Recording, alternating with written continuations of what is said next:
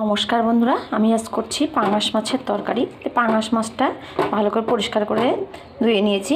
তারপরে নুন, হলুদ আর একটু কাঁচা তেল দিয়ে মাছটাকে মেখে নিয়েছি, যাতে মাছটা না ফোটে।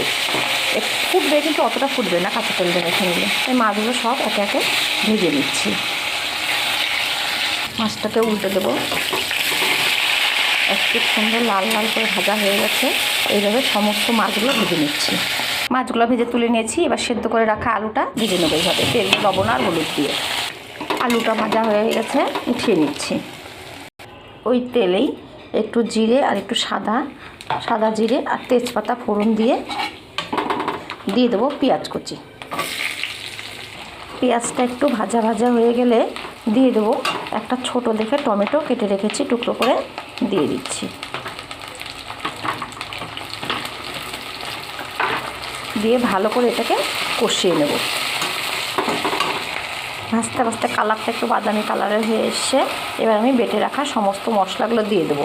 এতে আছে জিরে, আদা, শুকনো লঙ্কা, কাঁচা লঙ্কা, পেঁয়াজ, রসুন, ধনে সব কিছু একসঙ্গে দিয়ে বেটে নিয়েছি। এবার দিয়ে দেবো পরিমাণ মতো নুন আর পরিমাণ মতো হলুদ গুঁড়ো দিয়ে ভালো করে কষাবো। যতক্ষণে মশলার গা থেকে তেলটা না বেরিয়ে আসছে ততক্ষণ কষতে থাকবো।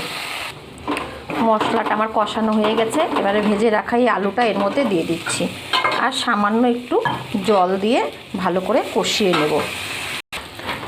মশলা দিয়ে আলুটা কষানো হয়ে গেছে। এবার ঝোলের জন্য পরিমাণ মতো জল দিয়ে দিচ্ছি।